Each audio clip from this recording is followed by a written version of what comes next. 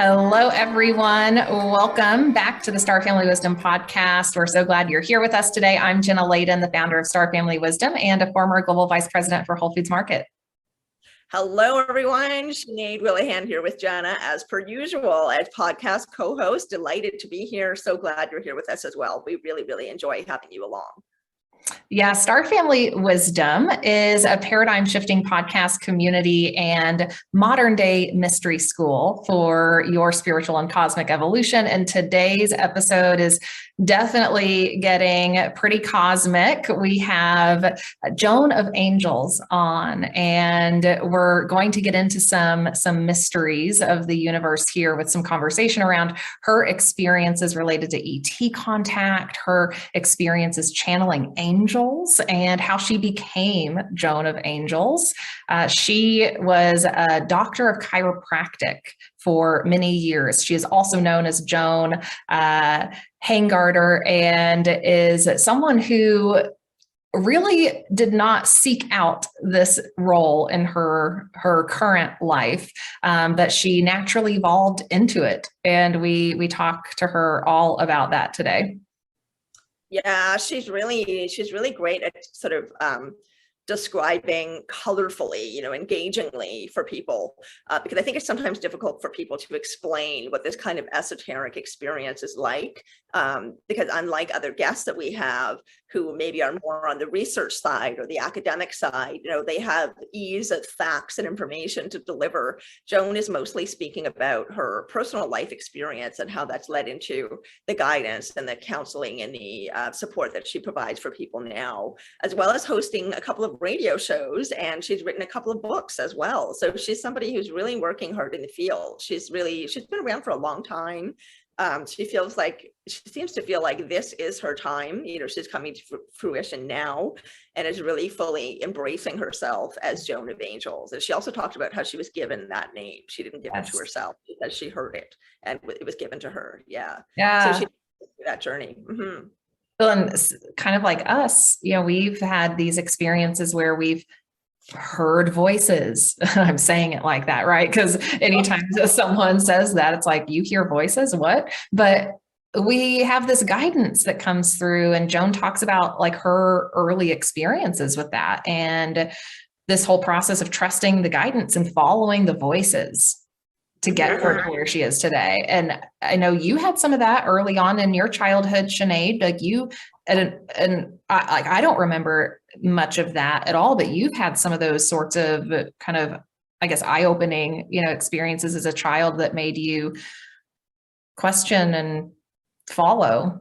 Yeah. And just kind of store it away. Like, I was reflecting on this just recently, my own experiences, especially when I believe it was between 9 and 11. And you know this. I got just a ton of really huge downloads that came with, I wrote them all down as well, not at the time, but I remember them. That came with this massive energy and was like getting an electric shock in a way, right? So that's incredibly impactful. There was nobody I could talk to about it. There was nobody I could even verbalize that to, because when you're a child, you don't really know how to do that. And so I was reflecting on that recently, and in my mind, I was like a squirrel, tucking away nuts for winter, saving the downloads for later, because I knew that they were important. I knew that they were real. I did not doubt them ever. It came with this feeling of knowing that a lot of people talk about, but it was like storing it away for later, right? I didn't really know where to put that information at the time in my life. Whereas for Joan, it sounds a bit more like she was receiving perhaps more direct or more ongoing communication through these voices, like through actually talking to these beings that were around her. And then eventually she figures out who they are, that they're angels, that she's got a connection with Joan of Arc. She talks about that and how these beings come through to guide her, and then also how she's using that wisdom to help other people. I'm still getting there. Of course, Joan has a couple of decades on us. She's older and wiser than we are. She's been around for a bit longer, but yeah, it was really interesting hearing how she's made her way along her own path, her very much her own individual authentic path, and how she's come more and more into who she authentically is and has had less judgment about herself as a result, right? She fully realizes that she's free right now, right here, regardless of what anybody else thinks or says, to live as she truly is. And I think that's just a wonderful example for anyone, regardless of your age. I know. And she helps people with that. She does coaching and classes and helps people step into their uniqueness and own their uniqueness, just like we do here at Star Family Wisdom. And that's so important, right? Because so many people are like caught between this idea of who they think they're supposed to be and this other version of them that they kind of feel more pulled to. And that's a hard thing to navigate. And so having someone like her in your life to be that example of, just owning what might seem weird to other people, owning what has happened, right? What you have experienced, and integrating that into your life in a way where, she can just be herself and have fun with it. And if you haven't seen her on Portal to Ascension or, some of these other websites, shows, workshops, she does lots of hosting and emceeing. And I think you'll see, in the conversation, her personality is just fun too. She's vibrant. She talks about wanting to spread the light, like that's ultimately what she's here for. All the other stuff is nice and is a part of it, but ultimately she's here just to spread joy and love and help others step into that. Yeah, and I think actually that's the perfect note to end on. I would like to jump right into the conversation with her, because I think that is the absolute perfect note. That is what she says. I mean, at the core of it all, it's about spreading the light, and we don't need to have conflicts with each other about how to spread the light properly or in the right way, or it should be like this. It's all about just doing it and getting that out to as many people as possible. And she's really made that her mission. It's a wonderful mission to have, and she does such a beautiful job with it. She really has. And for anyone who is wanting to, go into a place of more joy and vibrancy, check out some of our products on starfamilywisdom.com as well. We have a 28-day Raise Your Vibe challenge. So in addition to some of what Joan offers and, what she can support you with, we've got some great tools that'll help you along that journey as well. Yeah, 100 days of free affirmations. That's one of my absolute favorites. I mean, we have wonderful free products that you can use to support yourself and to raise your vibe, as Joan talks a lot about in this review. That's what Jen and I are all about. We want to raise our vibe. We want to help the planet. We want to help ourselves. We want to help other people. And obviously you do too, because you're here listening to us. So thanks so much for being here with us, everyone. We really do appreciate it. We love having you here. We love your comments and your questions and your communication with us.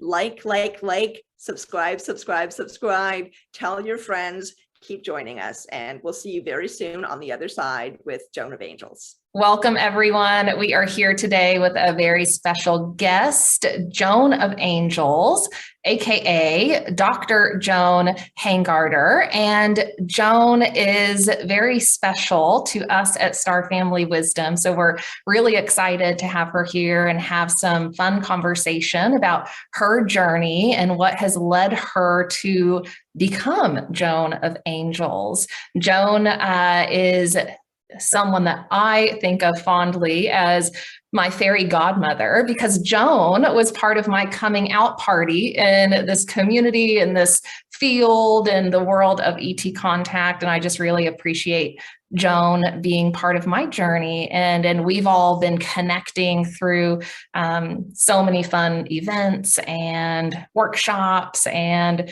things in the community. And so today we're going to learn a little bit more about Joan. So Joan, how are you? Welcome. I'm just so excited. I feel like it's my turn. Okay. We're excited to have you, And finding you, Jenna, was easy. There was an antenna you had, and it was like, oh, I want to just work with her. And so it's been really fun to be part of your coming out party. I didn't realize until recently when I sat back and I went, oh yeah, so I'm the one who got her in here. And no wonder we feel so close. Yeah. It's like when Sinead and I met, we had this instant kind of knowing that like we're supposed to know each other, we're supposed to work together. There are all these synchronistic things happening around the meeting, and the same thing happened with us. And Joan, I know you've had just tons of experience in the world of UFO phenomena, ET contact, but you've also been an experiencer of angel contact and you've had beautiful downloads and you're an artist and you channel and you're a transformation coach. So maybe we can just start with kind of your origin story and how you got here today. So what was that journey like, and what got you started? It's a great question, but as I'm listening to you, it's like, oh my God, so many aspects as we go through our life journey. And so I'll just tell you, I've always followed voices in my life. I have always heard voices. My first memory of contact was when I was a little girl.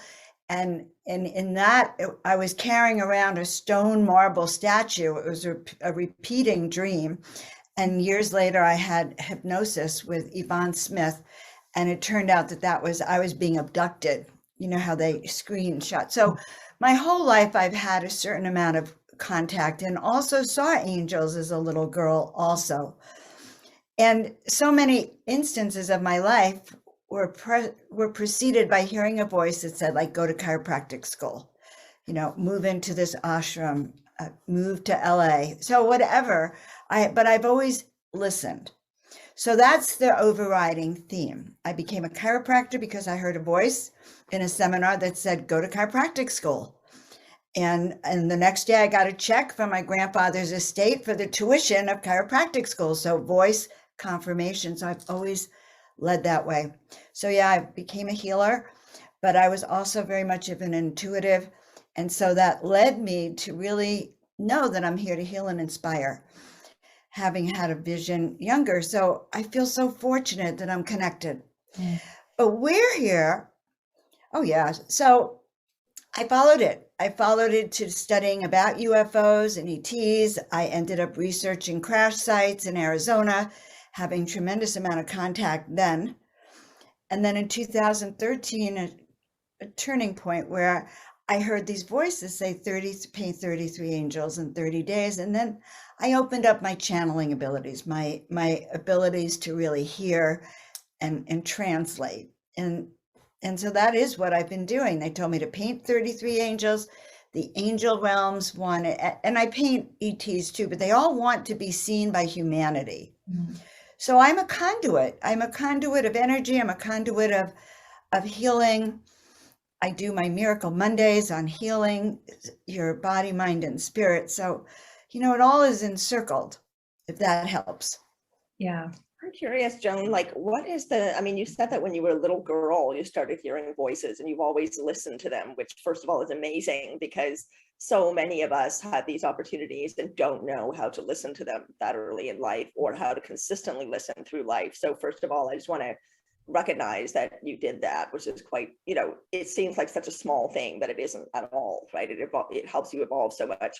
But when you were a little kid, what is the first memory you have of something paranormal or spiritual or that voice coming to you? What's your earliest memory?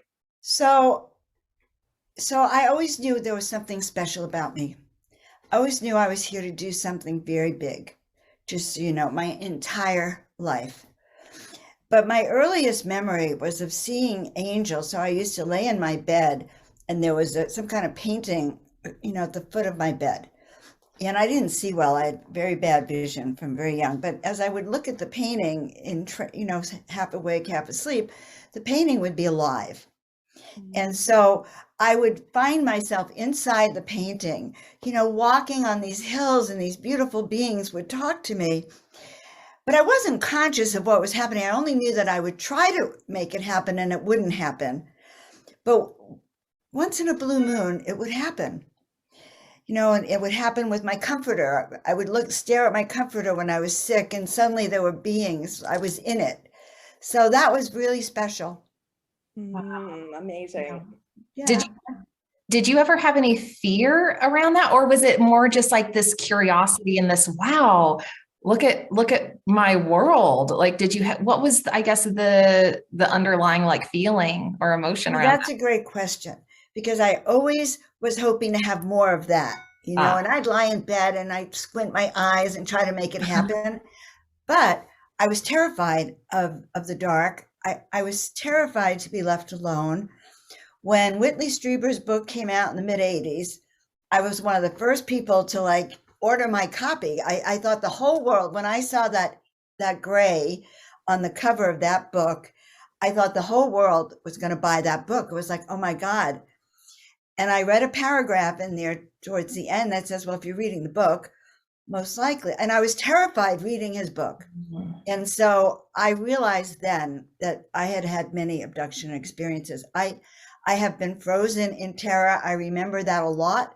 Mm-hmm. And it wasn't until until I was in my 50s when I had menopause that the night terrors actually stopped. Didn't stop until then. Oh, wow. Interesting. Yeah. Oh, it's almost like your body was having some sort of chemical hormonal situation that was helping with the night terror, helping the night terrors come in or helping them happen somehow. I wonder if your body chemistry changing was partially responsible for that stopping. You know, the vibration is different in the body after menopause. Well, there's a lot to speculate. I also couldn't have babies anymore, you know. And I have a theory that I have a sister who's a hybrid on the ships. And I also have another theory that my son, which I really haven't told him, not going to let him listen to this yet, that he's also was a hybrid because I think he was a twin. And I was told that I had been a twin and my twin had disappeared. But, you know, when you tune in. Joan, I'm getting body chills all over as you're talking about that. Wow. It's something you said. I just want to kind of backtrack to your experience as a child of having recurring dreams and what you learned about that in your regression. And this is connecting for me personally because I had recurring scary dreams as a child and did not get that addressed in my last regression. So that's something I'm going to dig into in my next one. And I'm curious, you know, when you went through the process of starting to like unpack your childhood and think about those early experiences, what led you to exploring that as a potential regression question? Well, so I had 2 regressions. And I'm also going to say one of the other terrors I used to have in my dreams was being chased by rats or people on trains. Oh, Which is also another symbol. And it's kind of interesting because years later, I found out my mother had that also. And so did my grandmother. And so that gets to genetic, you know, how it's ancestral, some of this. All right. So I forget what the question was. about your regression and how you tracked back, I guess, to childhood and specifically the recurring dreams and all of the other experiences, right? Like how you unpacked that and what led, you know, to the exploration in your regression, I guess. Well, you know, I had come back to LA after having spent a year researching the Kingman UFO crash sites, and the year before having spent a year in Baja, having formed a group, Baja Paranormal, and having 6 saucer clouds that hung out over my house all the time. And so many dreams that they were either on my roof or they were out in the front that, you know, and when you have those clear dreams and you wake up and there's a ramp going up to the ship and it's the most beautiful thing you've ever seen, that's a lot of contact. So when I came back to LA, I was very involved in UFO contact and I reached out to a lot of people and I had a few paintings I had done. And I had 2 regressions. The first was, why Baja? What happened? And the second was, well, you know, what happened in my childhood? I had these dreams. So I say I'm going to probably do more, but now that I'm sort of in a different place about it, but very important to recover those memories. Yeah. That's when I found out I was shown. They took me to a room and the number 7 comes out in my mind that had about 7 tanks. And I was given to understand those were my babies, my hybrid children. Wow. And just recently someone suggested I try to contact my sister, my twin sister, and my son's twin. I haven't done it yet because it was just this weekend that we talked about it. I haven't even admitted it, you know, you know what I mean? Yeah. We interviewed Geraldine Orozco a little while ago, and she is somebody well known in the hybrid field, right? And she had mentioned to me, I can't remember, Jenna, if this was during our interview with her or if it was in casual conversation, but she was reminding me / us that it's not uncommon for people who are hybrids or who have the experience with anything related to hybridization, either being a hybrid mother or being a hybrid themselves, whatever it is, that you can sometimes recognize other people that, in this dimension out there. Have you ever had that happen? Have you ever seen anybody else that you knew? When I was out there, not Yeah. not Okay. yet. But what is exciting is I'm going to be interviewing Geraldine next month. And so now I know exactly what we're going to be talking about Oh, in a that's lot of great. depth. Yeah. We have a great tribe. I know. Yes. Yeah. So for anyone who hasn't watched that interview, check that out, and check it out when Joan interviews her too. Great conversation around the hybrid program and what we can learn around that. I think for people who are new to this conversation, that's a lot to take in and process, right? This idea that some of us have been, interacting with ETs on this level and have been participating, either against our will or participating, with free will in the program. And that's something that, I think is hard for us all to process, right? When it hits so deep, right, that we may have been disconnected from these beings with whom we, share a bond. And I'm curious, Joan, how have you processed that?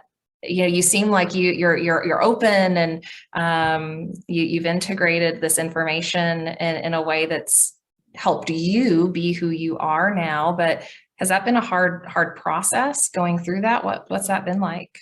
Well, it's so interesting because I just shared it again this weekend. I was with Alan Steinfeld and a few other people, and I shared it again. And I didn't realize I haven't completely processed it, because just because these are losses you don't feel. But on the other hand, I will say this, I love recognizing hybrids.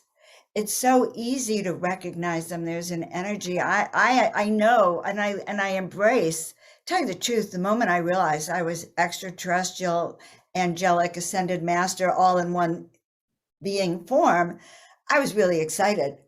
And as the name Joan of Angels was given to me, and I began to embrace that, I embraced my whole uniqueness, that I am not like anyone else here on the planet. I am the one and only, and there's a reason for it, and I have a role just like both of you do. So this big thing about not being from here is actually our most powerful gift, because it gives us the ability to sit back and look down and see what's going on there, and know that we came to serve, not to be lost inside of it. We came to wake up people to their greatness. And so I think, and I think was getting really more comfortable. I am much more comfortable with it. I've processed it, and I have a master's in counseling. I used to do a lot of counseling and coaching with people who had near-death experiences and people who had been taken, because I think it's all part of our journey and our we called this in. Yeah, I love that perspective, that zoomed out perspective, and really seeing the reason, for why this is happening, and how all people who are participating either in the Starseed program, hybrid program, both, it's all to be of service and to help our world evolve and to help us open, to the other understanding of our reality. And I know you've done a lot of work around that, obviously, over the years, and you've also become aware of some of the different types of beings you've connected with. So I'd love to hear from you about, where are you from? What do you know about your soul origins, your ET origins? Where are those civilizations? Who are those beings? So I feel like I'm Arcturian, and also part tall white. I have a very strong tall white community.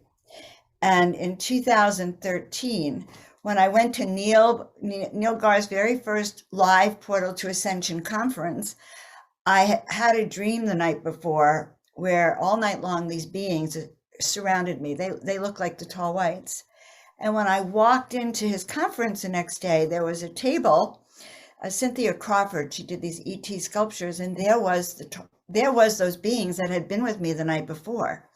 So I have a lifetime connection with the tall whites, and one came and visited me about 2 years ago, informed me they took a saucer ship, like a taxi or an Uber ship, down from the base up there behind the base. They were under, and he kind of pointed out where he was, and that they came to visit me. So I'm very connected to the tall whites.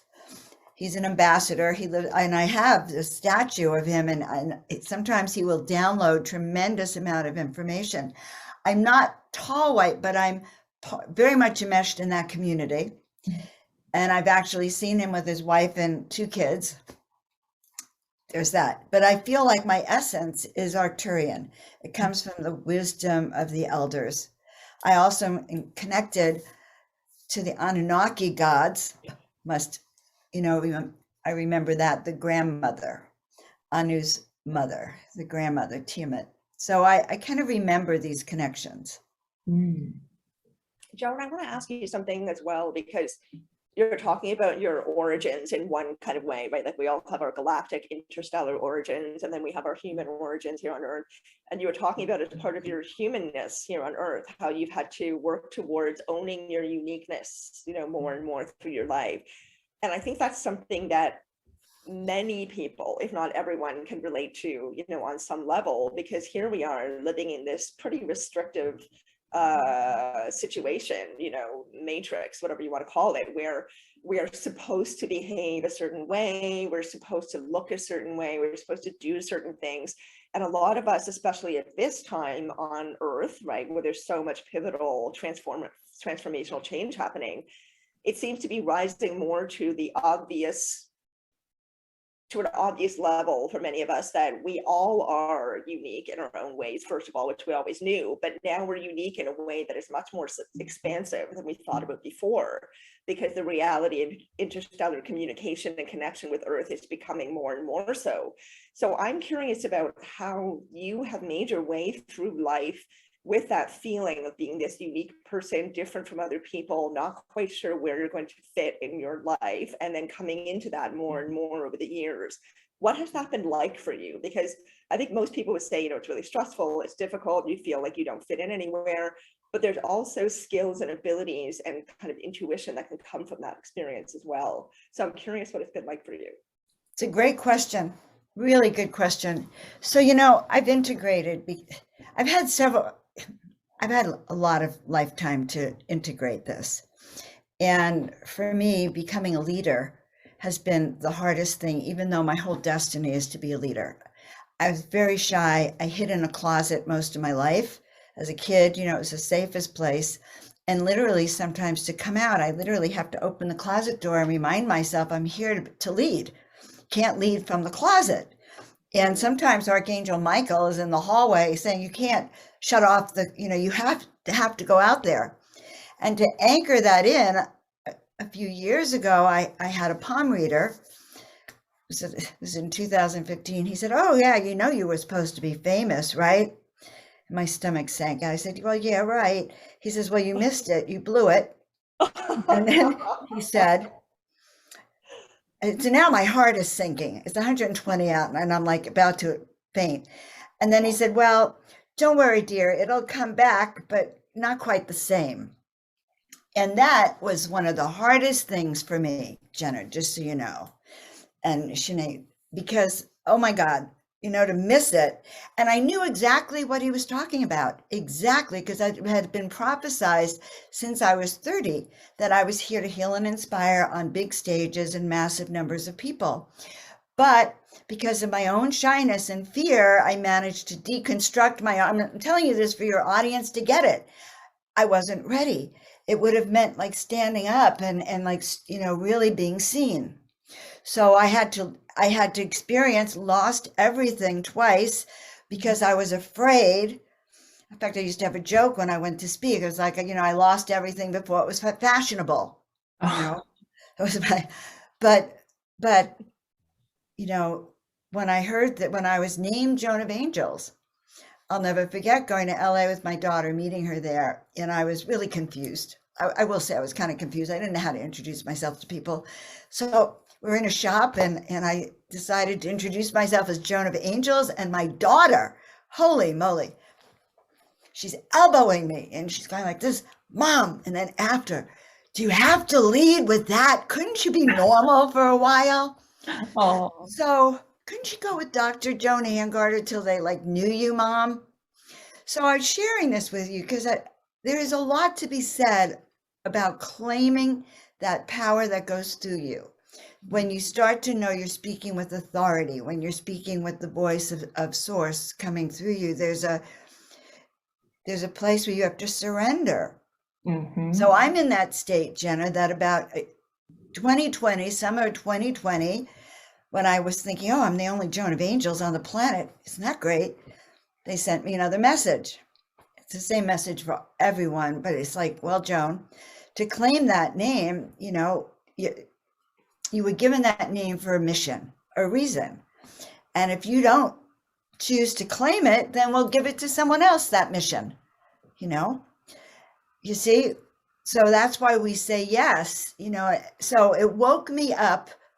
So now I don't care what anyone says. Okay? Isn't that just a beautiful place to get to after all of those times where you're worried about what are people going to think when I say this thing or I reveal this, and then to just be yourself, like that must feel so freeing. Do you just feel free and like you can do anything now because you've gotten to that place? Well, you know, I'm kind of feeling inside me what it's like when I get up on stage now. Mm-hmm. And it's like, I'm Joan of Angels and I claim it. Mm-hmm. And there's like lightning, you know, there's like light. And I've literally had light come through my hands. So yeah, I'm telling everyone, claim that power within us because that's what we're here for.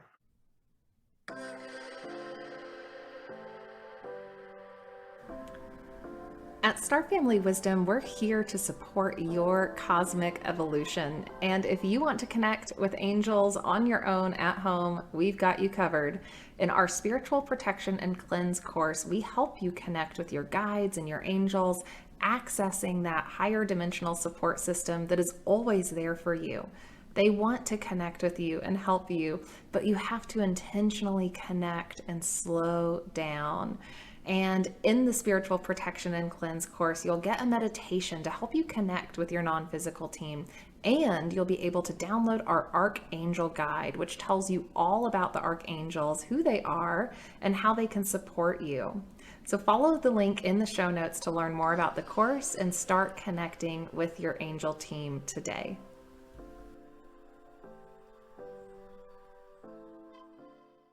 Yeah. If we're going to be different and go through all that pain of being different and coming to terms with it now, I say celebrate how unique we are, because each of our voices, and I have chills saying it, is so important. It's so important. This connection to the extraterrestrial star family gives us our ability to be intuitive, psychic, telepathic. All of those gifts come because of they expand our awareness. Yeah. And even if someone isn't connected directly to ETs, right? Like we all have our own unique destiny. Everyone has a destiny that they're here for, a mission, a purpose, and it is about getting brave and stepping into that, even if it's not exactly what you thought it was going to be. You know, like I'm sure you never in your wildest dreams thought you would become Joan of Angels and be painting 33 angels in 30 days. I never thought that. But you know what? I always wanted to be Joan of Arc. She was the one I totally, completely identified with. I just, you know, saw 101 past lives with her and really felt I was her. So when this woman, Robin, said, well, I know who you are, you're Joan of, and the room stopped, I thought she was going to say Arc. But now Joan of Arc comes through me. And yes, it's really exciting to feel our connection, you know, our connection to our guides, our connection to our star family, and to be able to open up our intuition, to be able to hear the messages and to remember. And so that's what I've dedicated my life to. I help people remember who they are, why they're here, their mission, their skills. You know, I say we all come with a toolkit, you know, a clipboard with everything that we, and more in case we get lost. Believe me, I've been lost. I know. I know. Same. Yeah. I'm appreciating that about you, Joan. I mean, I saw on your website, by the way, we're going to put all of your links and all of the ways that everybody can find you in the show notes. So everyone who's listening, if you want to connect with Joan, look for that at the end of this interview. But I saw on your website, Joan, that you really emphasize helping other people come into their power. And I love that, because it's one thing for us to come into our own power, but to me, such a big part of doing that is sharing it, because it's not just mine. It's this collective universal power that we're all utilizing, that we're all sharing, that we're all channeling. There is, a place for everyone to access that. And I really love that you encourage that, because so often, Jenna and I've talked about this a couple of times before, I think even on this podcast, that everyone wants to help. Everyone wants to be of service in some way. Well, most people or some people, but in this field, the spiritual field, people are here for a reason. They're here because they feel that call in some way or another. But not everyone knows how to share what they know, or how to encourage other people to know the same things, right? To be generous with that, because we still are human and susceptible to temptations such as power or status or whatever. But you're not about that. And I really appreciate that. I appreciate that a lot, the groundedness that you're bringing, and the fact that you're making it so clear to people that they too can access what you're talking about. They too can have the experience of connecting with others that are around us all the time, that we can't see with our limited 3D eyeballs, but that are around us all the time and want to help us. So can you talk a little bit more about what kind of guidance you've received? You've obviously received so much encouragement, and they've given you this name and told you what your purpose is. But what are maybe one or two stories you can share of a time that you received some guidance that really struck you, really moved you, or motivated you? What was that like? I suppose, okay, I just asked, which one should I say? So I was in a plant medicine ceremony in 2016. It was 2 weeks of yoga and plant medicine and tinctures of all kinds. And while I was there was this one woman I met. I adored her. And I said, do you want an angel activation? Now, I hadn't really done a lot yet of angel activation. She said, yeah. So we're both laying there, and I do this angel activation for her. And then, the energy passed, and I'm laying there, and I'm being transported into this particular painting that I actually had done over Christmas. And it's this red cathedral. And I'm being transported into this cathedral. And the angels there were two golden angels on the steps. And as I walked up, they turned me around, and now I'm dressed just like them. And they said, because you have so generously, you're initiating and awakening the young ones, we are granting you this gift. And so there I was, in the front of this with these angels, and that was my gift, that I was able to call them and help them remember and call them into the cathedrals and into remembering who they are and why they're here. And that was one beautiful gift I was given. And that was from the angel realms. But a second beautiful gift I was given was from the star beings, my star family. And I was on the ship, and it was in that regression. And everyone, all 95 people of my Baja Paranormal group, were sitting in chairs, sound asleep, like in trance. I'm on the stage, and there's a chair in front of me, and I am attuning the antenna of the person who's asleep directly in front of me. It's kind of like the way I used to adjust people chiropractically, but this was their antenna. And they said, your job, which you signed up for, which I kind of knew anyway, was to align the vibratory frequency of every human on the planet. And I went, it would confirm what I knew, but then I went, there's 8 billion people on the planet. I kind of shouted it out. Yeah, that's a big job. And then they sent 2 people on the ship. And one is my dear friend, Shima Moore, who actually has an astrology panel coming up soon. And the other was a man named Thunder, who worked with technologies that your cell phone could send out around the world for healing and transformation. But my job, which I have already known for my lifetime, because I would tell, as a chiropractor, I would intuitively say, I'm aligning your body, mind, and spirit, or power on. I've just turned on your power. There's an adjustment right here. I'd say, I just turned your power on. I do it in everything I do. I still do it in talks, or because that's what I'm here to do, turn everyone's power on. I love that. Easy peasy. That is such a clear understanding of a mission and purpose. Like one of the clearest understandings of someone's mission and purpose I've heard someone articulate. So I think it's just so beautiful that you've gotten to that point, Joan, where you were just crystal clear on what you're here to do. And you did that recently, just 2 weeks ago, with a UFO sighting. You were with a group of women and you called in contact, you called in a UFO for the group. So this is similar to what you were just describing. Can you talk about this experience? I am so glad you asked me about that, Jenna, because it was so empowering.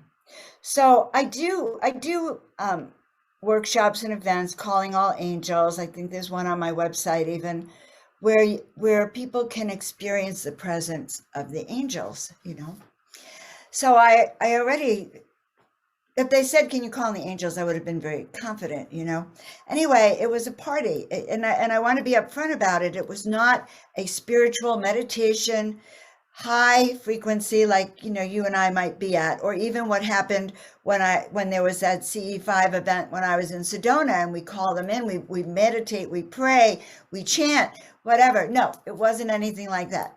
Just so you know, there were a lot of women sitting on the fence up in the balcony. They had been playing rock and roll. When they heard there was going to be someone was calling aliens, I tried to explain to them these weren't aliens. And I realized at that moment I was going to be a bridge.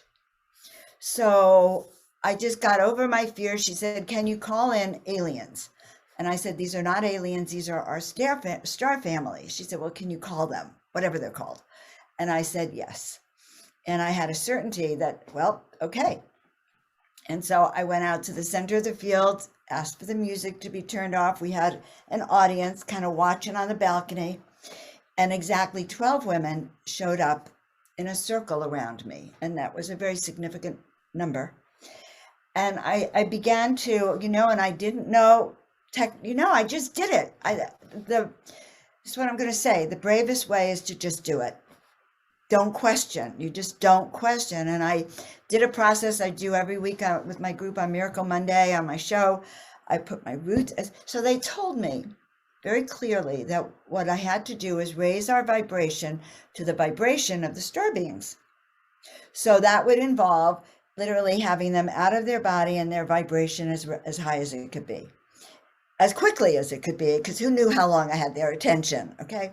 So we sent the roots down to earth. I sent our antennas up to the heaven, and I started having them all being pulled out of their body, 1,000 feet, 2,000 feet, 5,000, a mile. And but I had began with kind of putting them in a quick trance, talking about all the ETs seeing the history of giant rock, which was just over the hill. So it was really a short procedure.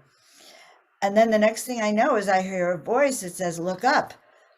And I said to the voice, a little too soon. And it said, look up and open your eyes.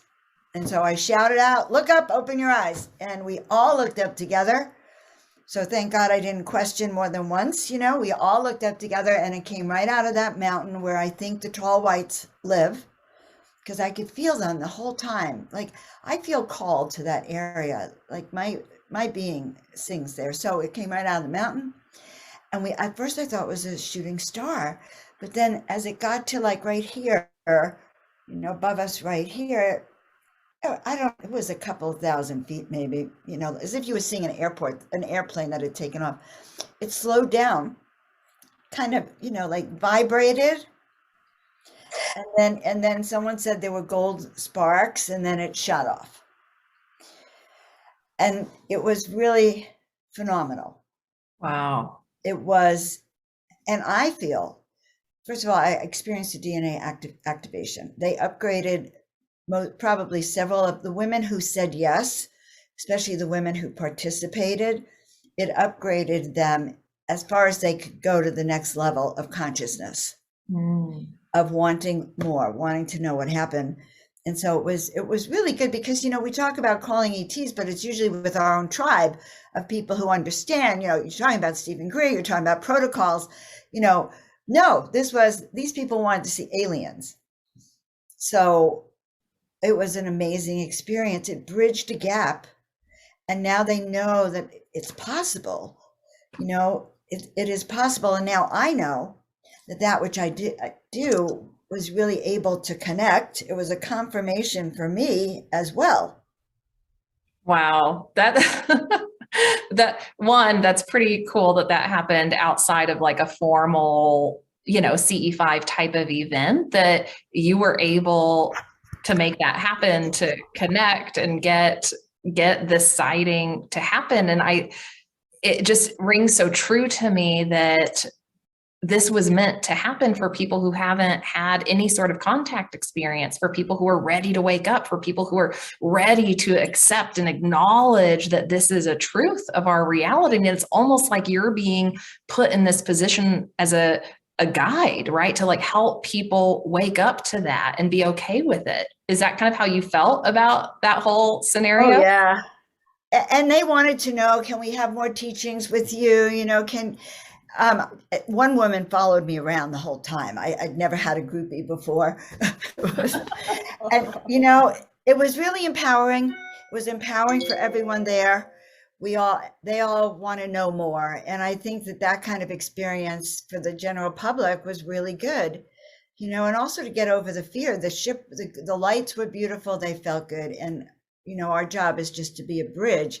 Again, all of us who've come down here to, they say, okay, to be one of the chosen ones, you must choose, but we all have a role in waking people up in some way, shape, or form. Agreed. It's true. Or to remind them who they are, why they're here. It is our mission. Yeah. It's, no matter what it looks like. Yeah, it's interesting to me that, like, it seems to me that I want to hear what your thoughts are on this. It seems to me that the general public is rising up to meet us, right? Those of us who are already awake and kind of have a sense of what's really going on and want to share that population that's not completely awake yet, they're actually already rising up to meet us, because there's such a thirst for meaning in life right now. People are really needing that. They're needing more substance, more meaning, more depth, more connection, more actual genuine connection. So it's such an interesting time, because there seems to be this parallel, if I'm going to make a blanket statement and separate us into, let's say, two groups, right? There's the awake group and the not yet awake group. You would think that it's all on us, right, to do this work, and so to speak, right, and help to wake people up. But it does seem like this other group is going through their own process, where they're able to clear some stuff out of the way, realize that, for example, media is way out of control. Social media is dominating our life. The news isn't quite the news anymore. And they're asking new questions. They're having new conversations that are helping their connection to us open up. So it's very interesting. That's how I'm seeing it happen anyway. What are your thoughts on that, on this transition that's occurring in those two, let's say, groups? Yeah. I have several kind of responses. There is this timeline that we're on, and there has been a timeline split, where there's less darker energies, higher ascension energies. But it is my understanding that it will come back together. It has the potential to come back together. So my teachings talk about raising our own light frequency so high that it can, just as what's his name, David, the doctor, who talks about power versus force. And he says that those who are that frequency of the avatars and the light bearers can actually heal and raise the light frequency of hundreds of thousands of people around them. And so I operate with that philosophy. My guide said, raise the light vibration of every single human on the planet. Well, I raise it, maybe we raise ours right here today, and it's raising the light of everyone who's around us. And that it's like the 100th monkey. Now we're on the millionth monkey, the trillionth monkey like human. That's how we grow. And I think that is what is happening. And there's more, you know, at some point, I think it's very interesting. The light workers were also divided. You know, the light workers were sent down here to hold the light, carry the light, and really be powerful forces to mitigate some of the dark. Mhm. But one of the first things I saw happen, to be honest, is they took out a lot of the light workers, and they divided the light workers. So even the light workers aren't in agreement. You know, they don't even agree about, we're just like, can't we just all carry the light? Right. Now it's sort of deteriorated. And I feel like that other side knew what it was doing, because it's our light force, light worker, star seed people who really hold the key to helping to shift the planet. I think Agreed.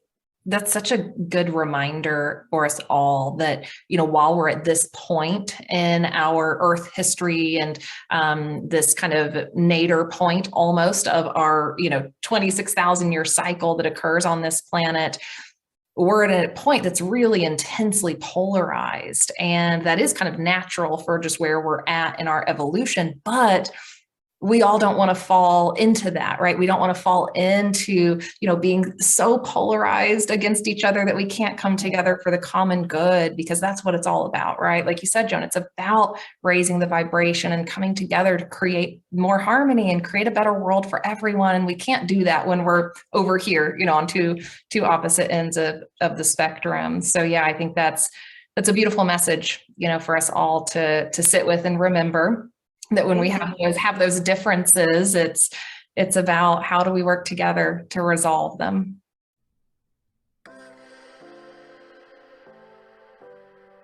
So there's all this talk about raising your vibe, and what does that even mean? It's about changing your energy. It's about learning how to manage your energy and cultivating a more positive and uplifting experience of your reality. And it requires shedding heavy energy. And once we've done that, we can become a higher vibe person who can master their reality, can master manifestation, and who will experience more joy and abundance. So if you want to experience more joy, more abundance, and attract better experiences into your life, letting you get rid of all of that stress and anxiety that most people feel, I did for a long time, the 28-day Raise Your Vibe challenge is for you. In this challenge, you'll learn how to integrate healthy routines, develop self-care rituals, find spiritual connection with the world around you, and come away with love for your entire self. Because we want you to become the most empowered person possible, and we want you to build the life that you truly desire. And you can't do that unless you work in the world of energy and implement these practices and routines and ways of living that help you get that vibe up, help you raise that frequency. And in this challenge, you'll receive 28 days of videos along with emails from me encouraging you all along the way. And at the end, you'll have the tools you need to feel lighter and continue shifting energy and raising your vibe. And the best part is that you can try your first week totally free, and then it's only $7 per week for the remaining 3 weeks. That's less than $1 per challenge. So if you want to raise your vibe, if you want to start to experience that life of joy, that life of abundance, and really start to attract the things you desire, this is for you. And of course, we always offer a 30-day money-back guarantee. So if you're not 100% happy with the challenge, you're not feeling it, that's cool. We'll offer you a refund. It's totally risk-free. All of our products are, because we want you to evolve in the way that is best for you. And we want to be your support system on that journey.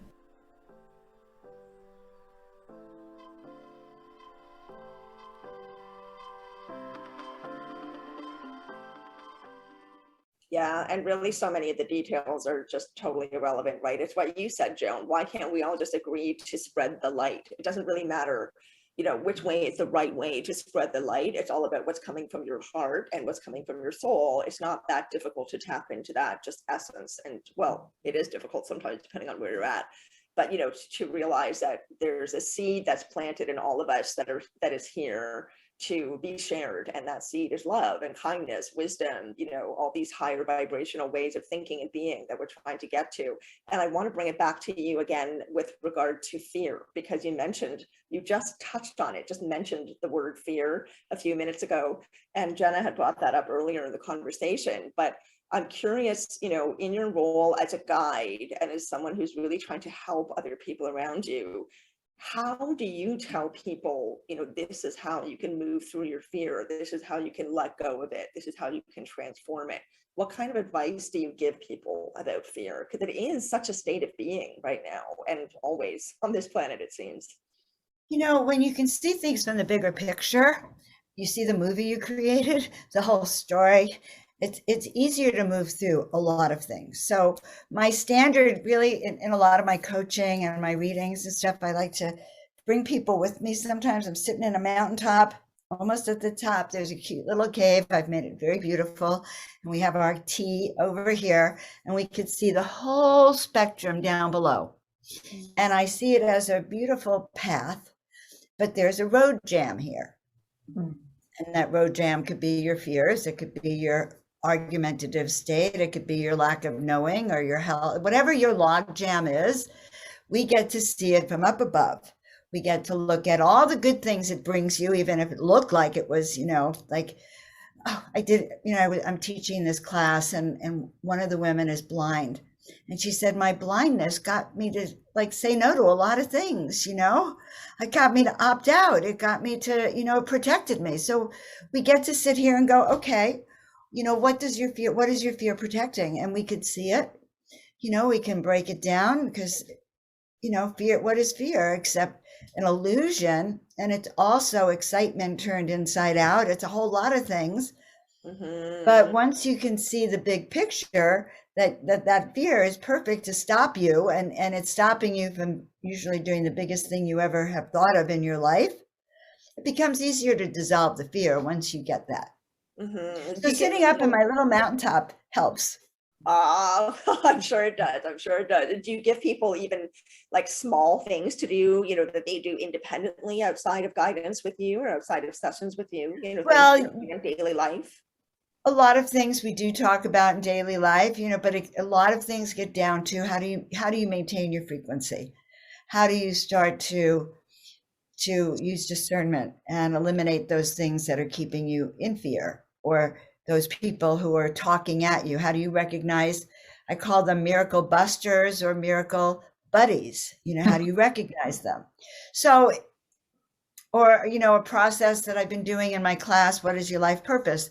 This process that, yes, last time everyone loved, it was really, we got to wear all of our negative, all of our difficult challenges, I had everyone with yellow stickies all over them, your fears, your anxiety, all your neuroses for all of us to see. So we could see how they're pretty funny when you really think about it, and you convert them into the positive. Mm-hmm. So I think those are things I do instinctively with people. I love that. It sounds like a fun approach too. It's not just about the heavy stuff, but you're bringing some lightness, some levity to how you move through that with people, which I love. And I think that's another good reminder for us. Are we surrounding ourselves with miracle busters or miracle buddies? Right? No, and it's a great word to really, like you get a download. Yeah. Jenna, your star family wisdom, and then you tell someone who's more like a muggle kind of person, and they go, that's impossible. You will never do it. They're going to think you're crazy. I think you're crazy. And then you go home, you're like a mess, because it seems like such a brilliant idea. And then everyone else around you shoots it down. And some people never recover from that. Mm-hmm. It takes a long time to trust that star family wisdom. Yes. Joan of Angels. Yes. Mm-hmm. So learning to trust your own inner voice is the key. Yeah, it takes a lot of practice. It really is. And this leads me, Jen, if it's okay with you, I have another question for Joan. I'm being a little greedy right now, but go for it. Thank you. Because I'm getting to know you, Joan, for the first time. Jen has had her time with you. She doesn't exactly. Right now. Well, actually, I'm always interviewing Jenna, so this is actually really a treat. Yeah, spotlight on Joan. That's awesome. Okay, I'll sit back. No, I was just kidding. Be as involved as you like. That's hanging out with Joan. But Joan, you were mentioning surrender, and surrender is one of my absolute favorite things to think about, meditate on, work on, talk about. I think it is so incredibly important on anyone's spiritual journey to be able to be vulnerable or to surrender, whatever word you want to use. So how have you experienced surrender, and how do you talk about that to other people? I'm mostly interested in your personal experience with it. You know, what has been your journey with being able to surrender more and more, but then also how do you tell the people that you're working with, that you're helping, about surrender? Well, I just, when you said that, I was going to say, I think they had a hammer. They had to knock it into me. So I remember once I think I was in a plant medicine journey. So around 2013, I was such a mess that I began plant medicine work to recover. And I was having a conversation with Anu, who was the king of the Anunnaki, the father of Enlil and Enki. And I'm having a conversation with him. And I said, I can't help questioning. I will never stop questioning. And I cannot ever give an automatic answer, yes, without my question. I remember saying this to him and having this feeling that was what was responsible for many of my years of suffering, was that I couldn't say yes. I needed to know why. And I'm still that way. I still have this immense curiosity. I have to know why. So if you're going to tell me to jump, I need to know where, what, and when. Mm-hmm. So I'm laughing about the question because I have surrendered, but not in a traditional way. So he and I came to an agreement that my questioning was right and proper, and I was no longer going to be punished for the act of questioning. I am a spiritual rebel. I always have been. I ran away at the age of 3. Just, I ran up to the roof and disappeared for hours till they found me. So I actually was passively aggressively a rebel. So that gets back to this. How do I teach people how to surrender? If you need to surrender, we get there, but we get there in a different way. It's probably not your traditional way. What is the traditional way that you're thinking about, just so the audience has a sense of what you mean by that? Well, through prayer and meditation and sitting still, we can go inside and some of the answers come, and we can, I kind of can hear it on the run. I can hear it. I can just, I hear it and I say yes. Like I hear it and I say yes. I don't actually call it surrendering though. Okay. They paint 33 angels. After I said no 3 times, I said yes. Because then the knowingness came. Yeah. Got it. Okay. Well, you can't surrender before you're ready. That's for sure. Yeah, but I try to say yes as soon as I can now, because, and I have been trained. They trained me that saying yes faster works better. Because then actually, I did get those tests that if I, like a few years ago when I didn't say yes, I could have been famous a long time ago. Had I said yes years ago. So they trained me the school of hard knocks. Right. So now, when I get a download to do something, like call Jenna to be on the show, I picked up the phone instantly and I do it. That's how I've been trained, but I've been trained because of the hard knocks. I'm not. Take some of that sometimes. It's not easy to trust, when we're in this dimension, and so much of that guidance is invisible to us. Some people can see it, some people can't. It's a lot of us haven't been taught to trust guidance that comes from somewhere else. So that's big. Like I've been through that, not wanting to trust it and kind of pushing it away until finally, there's like the wake up call. Sinead, you talk about getting the cosmic frying pan on the head, It's like sometimes we need those moments to be like, okay, fine. I trust, I surrender. We do. And, I teach a class, an intuition class, and in it, one of the biggest takeaways is start writing down all the times you did not listen to that voice within. And that is the eye opener. In fact, that's probably a big takeaway, because when you look at all the times you didn't listen, including that time I could have been famous, right? Obviously, I wasn't ready, but those times we didn't listen, and my journal of all the times I didn't listen has been so painful. And even recent, little times I had a hit to do it, but I didn't. And then it became a mess. So that's how we get trained, by paying attention. But, it is interesting because our gut screams for attention, and we do need to learn that it's accurate. And we do need to train ourselves. This is true today for medical doctors. Someone told me a story just recently, the shadow people. Yeah, it was an interview I did. And he was talking about this kid who was very, very connected to, and heard the voice of his guides and saw the shadow people, and he was having cancer treatments. And the doctor was saying, well, what we've been doing hasn't really worked. And then the guy I'm interviewing, Mike, said, and then the doctor looked up like this in the consult, like he was listening. And he came back and he said, oh, well, let's try a new way, as if the doctor was listening to a download. And now being convinced that it was the boy's guides that were waking up the doctor to listen. Wow. And they saved his life by doing that. It is really interesting. Like there's so much stigma around talking about these things and how we talk about them. And you had said almost at the beginning of our interview, Joan, you had said, I've always heard voices, right? Now, phrasing it like that, we're not supposed to phrase it like that, right? Because that immediately makes people go, uh-oh, she's schizophrenic, or she's this, or she's that. People don't know, as Janet was mentioning, how to trust that experience and how to discern, but how to tell the difference when maybe you are in a state of paranoia or anxiety, and then that needs to be healed, that needs to be addressed, sure. But maybe you're not. Maybe you're experiencing communication and guidance and support, and that needs to be looked at and addressed as well. So it just seems like there are these stigmas, these blanket statements that are put over these experiences. And yet, even in the medical field, as we're discovering more and more and more these days, because there's so much exciting information that's finally starting to come to the fore these days, the medical field is starting to catch on about things like NDEs and, the fact that life after death is a very real, they say, possibility. We know it's true. But so many medical doctors and nurses and people in the medical field who are, you would think of them as being firmly in the 3D. They've gone through medical school. They're hugely left brain.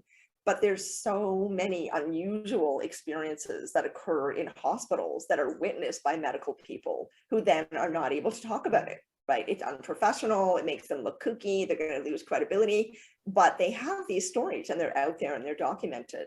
So what you're saying about that is really fascinating. We really do need to look beyond the surface of what we normally experience, go a little deeper into asking questions or maybe getting to know people. And we find out that this information is out there. People are having these experiences. So the kinds of people that you're working with, are any of them in the medical field, in the academic field, really left brain people that you're having to help move over into a different mind frame, a different way of perceiving life?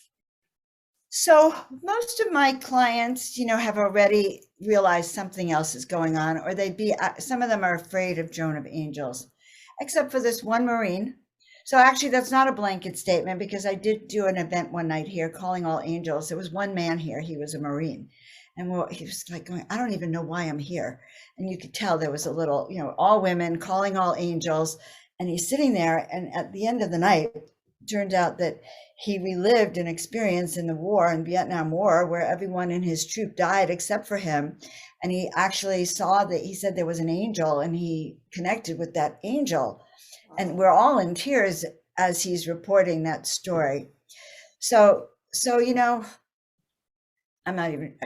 that was very powerful to me. Mm-hmm. And there's lots of stories of ways of people who didn't even know.